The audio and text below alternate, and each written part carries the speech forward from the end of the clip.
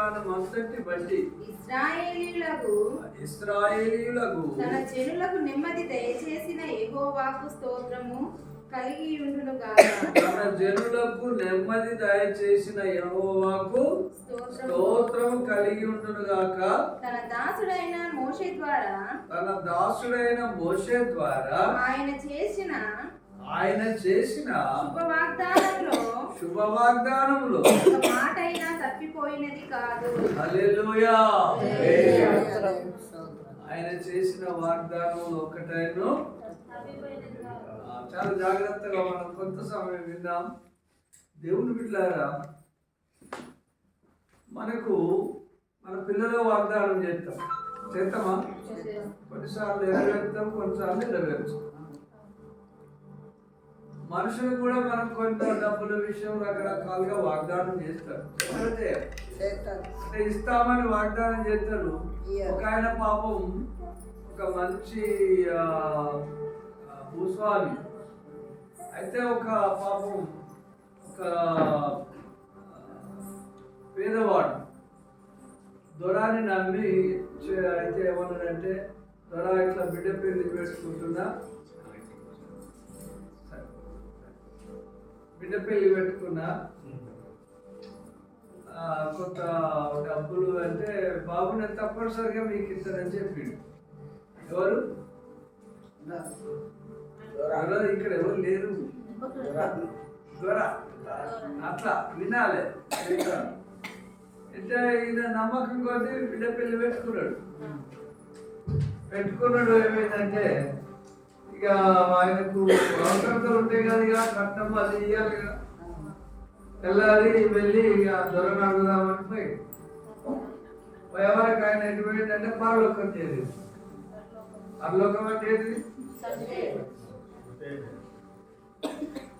ఈయన పోయి పడితే వాళ్ళ పిల్లలు చేసి అయ్యా ఇట్లా డాడీ ఇట్లా డబ్బులు ఇస్తారు. ఏమో మాకు తెలియదు అయ్యా. పిల్లలు ఇస్తారా? ఆయన చెప్పిండు కానీ ఆయన లేడు, చనిపోయాడు, దుఃఖంలో ఉన్నాడు. బిడ్డ పెళ్లి ఏమైంది కదా.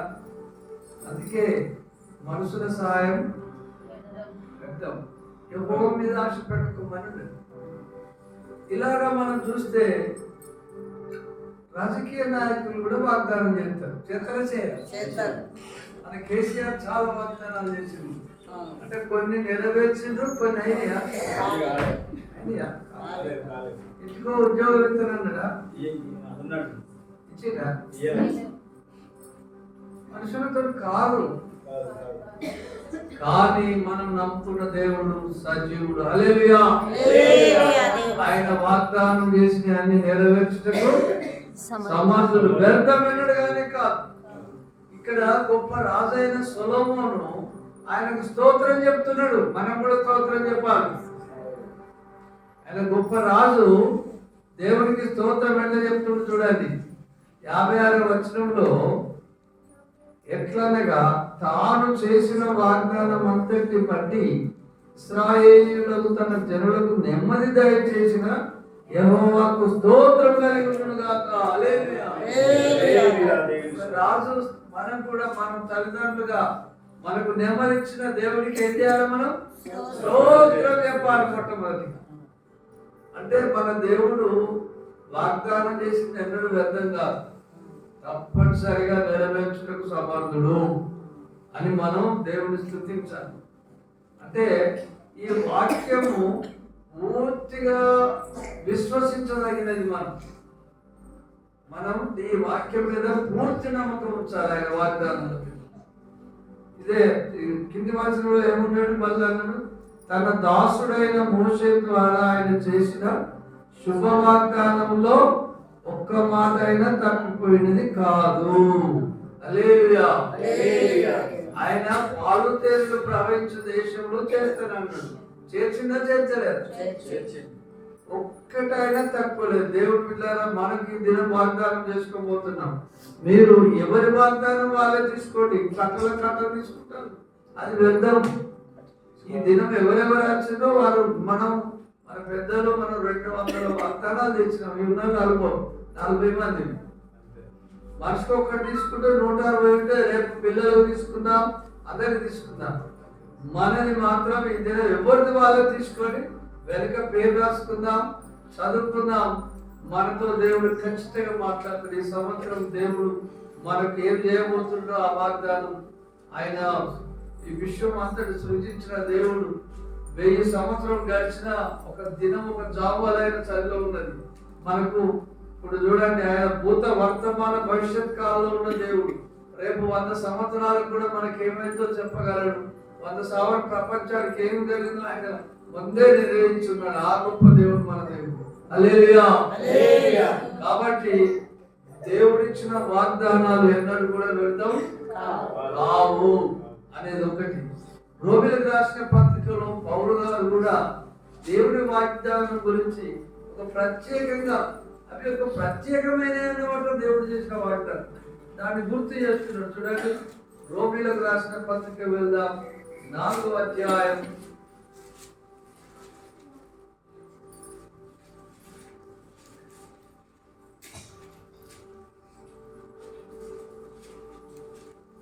21వ వచనం చదవండి బిడ్డలారా. అవిశ్వాసము వలన దేవుని వాగ్దానమును గూర్చి సందేహింపగా దేవుని మహిమపరచి ఆయన వాగ్దానము చేసిన దానిని నెరవేర్చుటకు సమర్థుడని రూఢిగా విశ్వసించి విశ్వాసము వలన బలము నొందెను. హల్లెలూయా. దేవుని బిడ్డలారా, 75 సంవత్సరాల వయసప్పుడు దేవుడు అబ్రహాముకు వాగ్దానం చేశాడు, మీకు గర్భఫలం ఇస్తుందని చెప్పాడు. ఎన్నేళ్ళు ఆగింది ఆయన? 25 ఏళ్ళు. ఎన్నేళ్ళు? మనకు విశ్వాసం ఉంచాం అంతరం అని. అబ్రహాం విశ్వాసం చూడండి, ఎంత విశ్వాసం. వాగ్దానం చేసిందనంటే ఆయన నెరవేర్చుటకు సమర్థుడు. అవిశ్వాసం వలన దేవుని వాగ్దానం గురించి సందేహింపక. అవిశ్వాసం మనలో రావద్దు. దేవుడిని అంటే వాగ్దానం గురించి సందేహం కూడా రావద్దు. ఇది చేతన చేయడానికి సందేహం కూడా రావద్దు. అబ్రహాం గారు చూడండి, దేవుని మహిమపరిచినాడట. 25 ఏళ్ళ ఆయన కూడా దేవుని మహిమపరుస్తున్నాడు. చూడండి, ఆయన వాగ్దానం చేసిన దాన్ని నెరవేర్చుటకు సమర్థుడు అని రూఢిగా విశ్వసించి విశ్వాసం వల్ల బలం పొందాడు. మనకి ఏం కావాలి? విశ్వాసం కావాలి. దేవుడు ఆయనకు వాగ్దానం చేసిన దేవుడు నాకు తప్పనిసరిగా సహాయం చేస్తాడని నమ్మాలి. నమ్మితే దేవుని మహిమను అది అబ్రహాం జీవితంలో చేసిన దేవుడే మన దేవుడు. మనకు కూడా వాగ్దానం ఇవ్వటానికి సిద్ధంగా ఉన్నాడు, మనకు నెరవేరుతుంది. కాబట్టి అది దేవుని శక్తితో కలిగింది. ఇప్పుడు 100 సంవత్సరాలకు ఎవరైనా గర్భఫలం పొందిన వారు ఉన్నారా? దేవుడు ఇచ్చినాడు. ఆయన గురించి ఏమి రాయబడి ఉన్నదంటే, ఈ రాళ్ళ వలన కూడా అబ్రహాంకు పిల్లలు దయచేస్తారు. ఒక సందర్భంలో ఆయన చిన్న పిల్లలు స్తుతిస్తుంటే అందరూ ఆపు చేస్తుంటే ఆ మాట యేసు ప్రభువు వారు అన్నాడు, అయ్యా ఈ అబ్రహాంకు ఈ రాళ్ళ వలన కూడా పిల్లలు ఇవ్వగలగారు. హల్లెలూయా. అలాగ విశ్వాసం ఉంచాలి దేవుడి.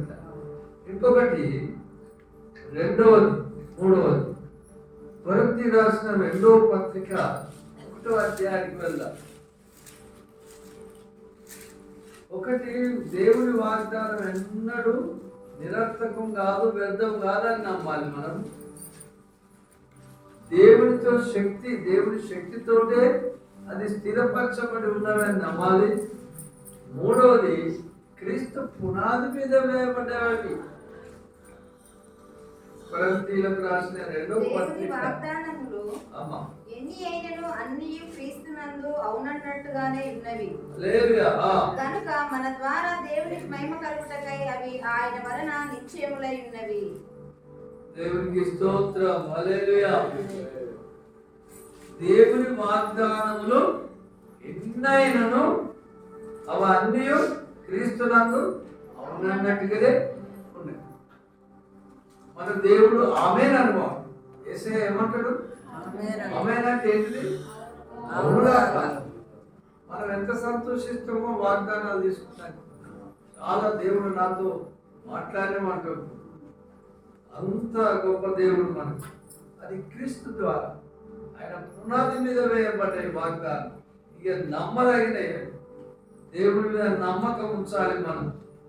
అన్ని అవునన్నట్టుగానే ఆయన దేవుడి వాగ్దానాలు ఎన్నైనా కానీ ఆయన మొదట అబ్రహాము వాగ్దానం చేసి ఆయన నడిపిస్తూ ఎన్నోసార్లు వాగ్దానాలు చేసుకుంటూ కనాను దేశం నడిపించి మనల్ని కూడా ప్రతి సంవత్సరం వాగ్దానం ఇచ్చి అలా నడిపిస్తున్నాడు. హల్లెలూయా. ఇంకొకటి చాలా విలువైనది వాగ్దానం. ఏంటి చెప్పండి? చాలా విలువైనది. విలువ బంగారము వెండి కాదు, ఇవి రత్నాలు కాదు. దేవుని వాగ్దానాలు విలువతో కూడుకున్నాయి, చాలా విలువైనది. ఒక మాట చూడండి, పేతురు రాసిన 2వ పత్రికలో పేతురు భక్తుడి మాట దేవుని వాగ్దానం గురించి తెలియజేస్తున్నాడు. మనం ఇంతవరకు పౌలు గారి విషయం చూసినాం. పౌలు గారు తెలుపుతున్నాడు దేవుని వాగ్దానం. సొలొమోను రాజు గారు తెలుపుతున్నారు.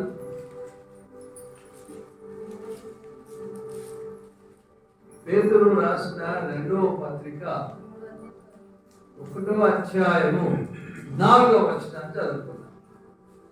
ఆ మహిమ గుణాతిశయములను బట్టి ఆయన మనకు అమూల్యములను అత్యధికములైన వాగ్దానములు అనుగ్రహించి ఉన్నాడు. హల్లెలూయా. ఆయన మహిమ గుణాతిశయములను బట్టి, ఆయన కృపను బట్టి మనకు ఎలాంటి ఇచ్చిన అమూల్యము అత్యధికములైన వాగ్దానాలు ఇచ్చినాడు. ఈ వాగ్దానాలు ఎందుకు ఇచ్చిండో ఇప్పుడు 2వ భాగం చదువు బిడ్డ. దురాశను అనుసరించడం వలన లోకమందున్న భ్రష్టత్వమును ఈ వాగ్దానముల మూలముగా మీరు తప్పించుకొని దేవ స్వభావమునందు పాలివారగునట్లు వాటిని అనుగ్రహించెను. హల్లెలూయా. వాగ్దానాన్ని తీసుకుంటున్నాం. కొన్నిసార్లు స్వతంత్రించుకోలేకపోతాం ఏదో ఒక విషయం. అప్పుడు ఏదో బలహీనతలో పడిపోతున్నాం అనుకోండి. అప్పుడు ఎక్కడికి రావాలి? వాగ్దానం దగ్గర రావాలి. అపచారం రాని, ఎలాంటి పరిస్థితి అన్నా రాని, మనం ఎక్కడికి రావాలి? వాగ్దానం. మీరు రోజు చూస్తారో చూడరు కానీ నేను రోజు చూస్తాను. బైబిల్లో నేను చదవగలను. ఈ వాగ్దానం ఎవరు చేసింది చెప్పండి? ఎవరు చేసింది? నువ్వు ఎలాంటి పరిస్థితులైనా మళ్ళా వాగ్దానం దగ్గరికి ప్రార్థన చేస్తే దేవుడు సాయండి. ఇక్కడ దురాశను అనుసరించడం వలన కొన్నిసార్లు దేవుని బిడ్డలకు కూడా మనకు కూడా బలహీనతలు వస్తాయి. కొన్ని ఆశలు కలుగుతాయి, అక్కడికే దురాశలు వస్తాయి రావు. దురాశల వల్ల మనం ఏమైపోతాం? అనుసరించి లోకమందున్న భ్రష్టత్వంలోకి వెళుతాం. అంటే నశించే స్థితిలోకి వెళుతున్నప్పుడు నశించడం దేవుడికి ఇష్టం లేదు కదా. అప్పుడు మనకి ఎందుకు వాగ్దానాలు ఇచ్చిందంటే, అయ్యో ప్రభువా, మరి వాగ్దానం చేసిన నేను నశించడానికి వెళుతున్నాను. మరొక్కసారి వాగ్దానం ఎత్తిపట్టుకుంటే ఆయన వాగ్దానం ఇచ్చిన దేవుడు జ్ఞాపకం చేసుకొని ఆ భ్రష్టత్వం నుంచి మనల్ని బయటికి మళ్ళీ ట్రాక్లో తీసుకొస్తాడు. అలాగే వాగ్దానాలు ఇచ్చిన దేవుడు మనకు ఎంత గొప్ప ఆయన దయ ఉన్న చూడండి. ఆయన అనంత జ్ఞానంలో మనకి ఏది అవసరమో ఎప్పుడేదో ఆ వాగ్దానం ఇచ్చి మనం భ్రష్టత్వంలో పోతుంటే ఆ పడిపోకుంటానికి ఈ నా బిడ్డ నా వాగ్దానం దగ్గరికి వస్తే మళ్ళీ లైన్లోకి వస్తానని ఇచ్చినాడు. కాబట్టి మనం వాగ్దానాన్ని ఎల్లప్పుడూ దగ్గర ఉంచుకొని మనం చూడాలి. చివరిగా ఒకటి చెప్పి మనం ముగించుకుందాం. ఈ వాగ్దానము చేసిన ఆయన జీవం గల దేవుడు. ఈ వాగ్దానం నిత్య జీవానికి కారణమైంది. చదవండి బిడ్డలారా, యోహాను రాసిన మొదటి పత్రిక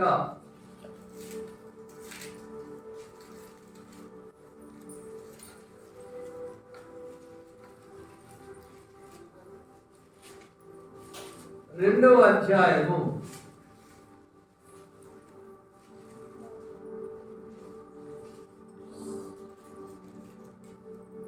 25వ వచనం.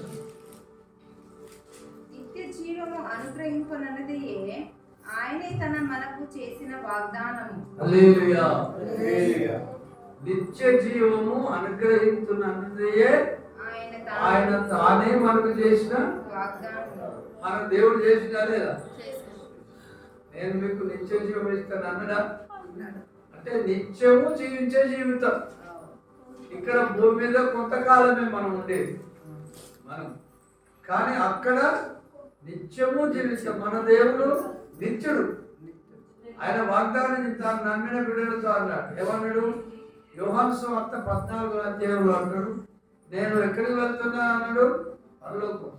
మీ హృదయములను కలవరపడని దేవుని యందు విశ్వాసం ఉంచాడు, నా యందు విశ్వాసం ఉంచాడు.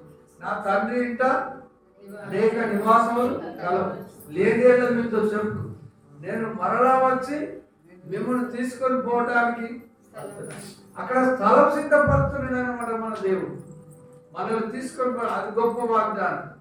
అబ్రహాం గారితో అన్నాడు, ఆయన పాదము కనాను దేశంలో అడుగు పెట్టేంత స్థలం లేకముందే దేవుడు ఒక వాగ్దానం చేసిండు. ఆయనకు సంతానం లేని దొడ్రాలైనను నీకు సంతానం ఇస్తాను, ఆకాశపు నక్షత్రం వలె నిన్ను ఆశ్రయిస్తానన్నాడు, ఇశ్రాయేలు వలె ఆశ్రయిస్తానన్నాడు, నీ సంతానం నీకు కనాను దేశం ఇస్తానన్నాడు. ఇచ్చిందా లేదా? మనకు కూడా దేవుడు బిడ్డారా నిత్య జీవం అనేది గొప్ప వాగ్దానం ఉన్నది. అది చివరిగా మనకు వచ్చేది. ఈ మధ్య ఇవన్నీ ప్రతి సంవత్సరం ఒక్కొక్క వాగ్దానం ఒక్కొక్కటి ఇచ్చుకుంటా దేవుడు నడిపిస్తున్నాడు. కాబట్టి ఈ సంవత్సరం వాగ్దానం మనం తీసుకొని ప్రభువుని కనపడదాం. మొదటిది ఏంటంటే దేవుడి వాగ్దానము వ్యర్థమైనది కావు, మనం గుర్తుంచుకోవాలి. అవి దేవుని శక్తితోని స్థిరపరచబడిన మనుషులతో కాదు. మూడో విషయం ఏంటంటే క్రీస్తు పునాది మీద వేయబడ్డారు. నాలుగో విషయం ఏంటంటే వాగ్దానాలు చాలా విలువైనవి. ఆ వాగ్దానం పట్టినట్లయితే మనము ఆశీర్వదింపబడతాం. మరియు నిత్య జీవానికి కారణమైన వాగ్దానములు మనకి ఇచ్చిన దేవుడి మాటలు దీవించుగాక. రేపు మనం చూడబోయేది ఏంటంటే మనము దేవునికి ఏ వాగ్దానాలు చేయాలి.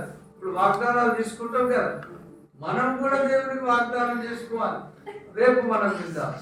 మనం కొంతమంది దేవునికి వాగ్దానం చేసుకుంటాం, నెరవేర్చినారు, మనం కూడా చేసుకుంటే ఆయన సంతోషిస్తాం. ప్రార్థన చేసుకుందాం. దేవునికి స్తోత్రం. 12 గంటలకు కరెంట్ తీసేద్దాం. 5 నిమిషాలు ఉంది. 5 నిమిషాలు మంచి దేవునికి స్తోత్రం. ఎత్తను బిడ్డ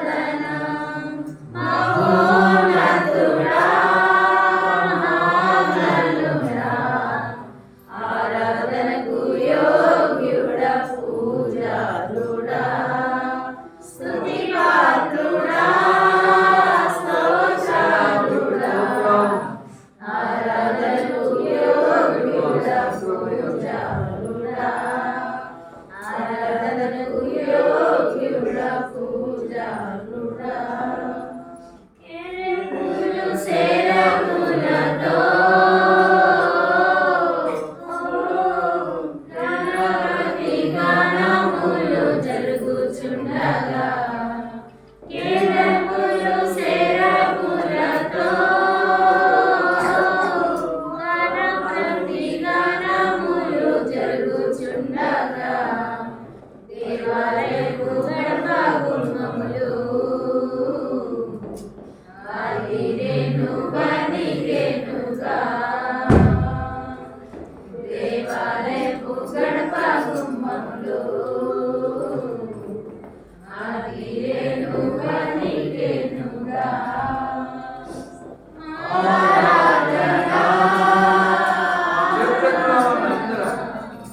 యేసయ్యకే ఆరాధన ఆరాధన ఆరాధన యేసయ్యకే ఆరాధన మహోన్నతుడా మహాగణుడా ఆరాధనకు యోగ్యుడా పూజితుడా స్తుతిపాత్రుడా స్తోత్రాలుడా ఆరాధనకు యోగ్యుడా పూజితుడా ఆరాధనకు యోగ్యుడా పూజితుడా హల్లెలూయా. స్తోత్రం. 12 అవుతుంది. మనం కొంత వేచి చూద్దాం. మరి కరెంట్ తీసేస్తారు కదా, తీసేస్తారా లేదా? స్తోత్రం. హల్లెలూయా. మనము ఎప్పుడైతే మరి అందరూ విష్ హ్యాపీ న్యూ ఇయర్ అని పక్క వాళ్ళకి చెప్పాలి. మరి వాళ్ళు కరెంట్ తీసేయలేరు కాబట్టి మనకి టైం 12 అయింది. దేవునికి స్తోత్రం. హల్లెలూయా.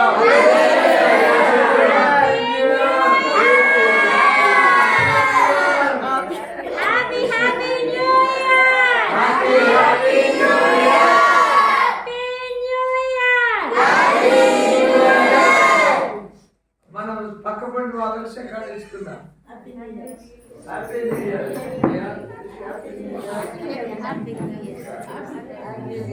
పక్క పండి వాళ్ళకి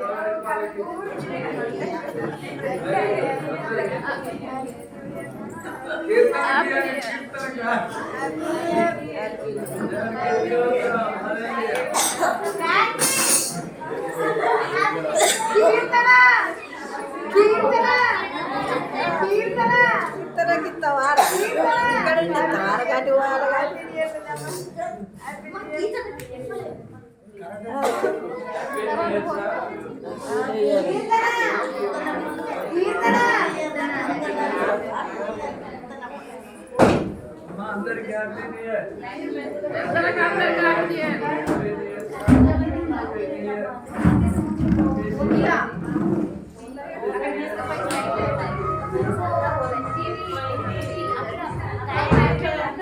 స్తోత్రం. హల్లెలూయా.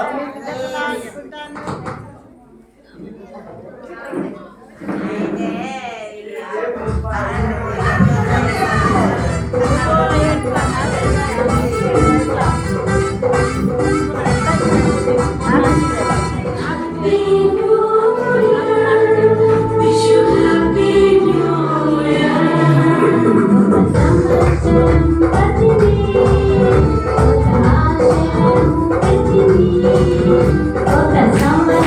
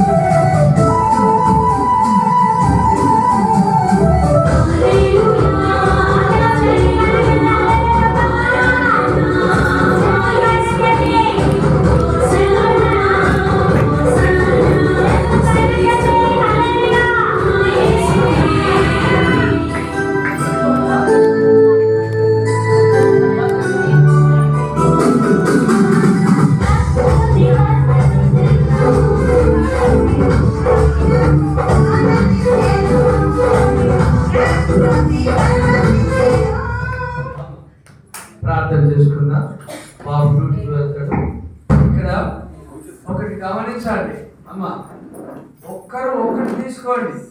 200 వాగ్దానాలు రేపు ఇష్టం పిల్లలకు తీసుకోండి, అందరు తీసుకోండి. అది మీరు రాసుకోండి, నేను ప్రార్థన చేస్తా. మీరు కానుకలు తెస్తే కానుక వేసి వాగ్దానం తీసుకోండి ఒకటి, తర్వాత అటుపడి తీసుకొని పోండి. చిన్న ప్రార్థన చేస్తాను, కళ్ళు మూసుకోండి. ప్రేమ గల తండ్రి మీకు వందనాలు తెలుస్తున్నాను. యేసయ్య, మీరు వాగ్దానం చేసిన దేవుడు, నమ్మదగిన దేవుడు ఉన్నారు. మీ వాగ్దానాలన్నీ క్రీస్తులను అవునట్టు ఉన్నాయి. మీ పిల్లలు మీ రక్తం చేత కొనబడ్డ మీ పిల్లలమైన గొప్ప వాగ్దానాలు మరి చేసిన నెరవేర్చిన ఈ సంవత్సరం కూడా ఇవ్వబోతున్నారు. మమ్మల్ని అందరినీ ప్రేమించి సిద్ధపరిచిన ఈ వాగ్దానాలు మాకు కావలసిన అనుగ్రహించి మమ్మల్ని దీవించమని యేసు ప్రభువుతో వేడుకుంటున్నాం తండ్రి. మొట్టమొదటిగా దేవునికి సంఘం వరకు ఎవరి దేవుడితో